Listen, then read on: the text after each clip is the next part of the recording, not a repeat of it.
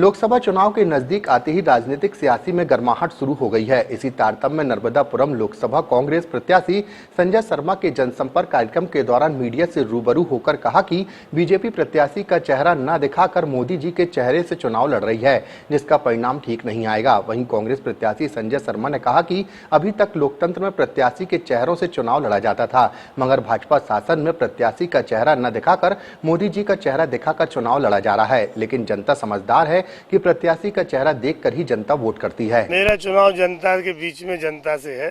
Bharatiya Janata party के प्रत्याशी दर्शन सिंह है।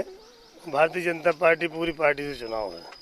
वो चुनाव किसी से भी चुनाव होता है। हम सबको बड़ा मानते हैं। अपने सामने जो खड़ा है वो अपन से बड़ा है। पूरी ताकत से हम लोग चुनाव लड़ेंगे। दर्शन सिंह जी मोदी जी के चेहरे पर चुनाव लड़ गए।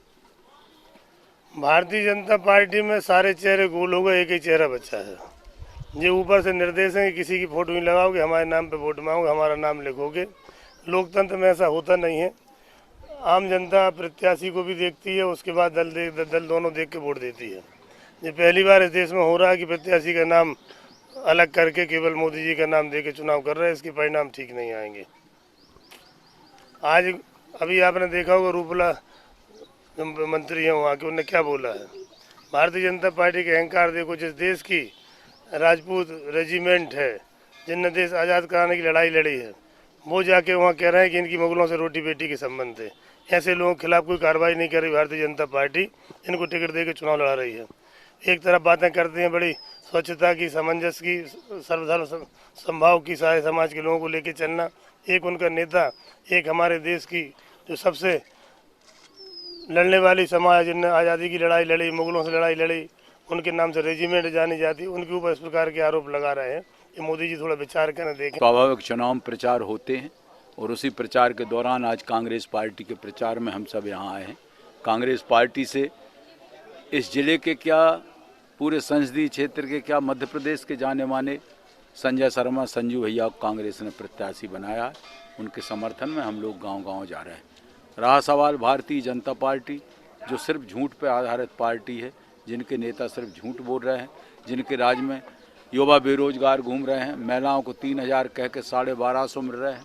पहले कहा था 2022 में हम किसान की आय दुगनी कर देंगे। आज हालत ये है कि आधी आय हो गई है। न गेहूं के दाम मिल रहे, न धान के दाम मिल रहे, न कोई चीज़ में। व्यापारी परेशान है, GST बढ़ रहा है।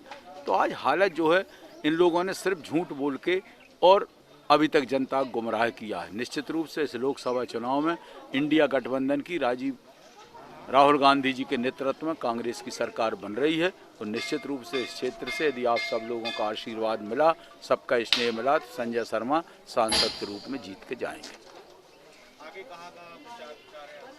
आगे यहाँ से बमोरी से लेके नया खेड़ा, बासादेई, गोबर गाँव से लेके यहाँ से खिरिया, नेवारी, कोसम खेड़ा, बिचुआ कला होते हुए बाद में रमखिरिया, सिंहपुर, और सिंहपुर के बाद अंतिम जो हमारा पड़ाव है धोबगढ़ और मैनावारी होते हुए कपूरी इसमें समाप्त होगा। संजय शर्मा जी को टिकट मिलने के बाद कांग्रेस कार्यकर्ताओं में काफी उत्साह है, एकजुट नजर आ रहे हैं जगह जगह। इसके बारे में क्या? भाई, संजय शर्मा प्रत्याशी ही ऐसे जिनकी छवि आज लोग बरसों से देख रहे हैं।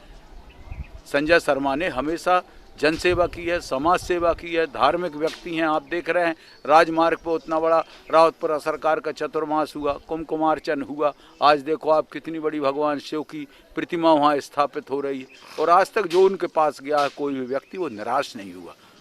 दूसरे प्रत्याशी जो हैं उनको तो कोई पहचानता ही नहीं। मैथिली शरण।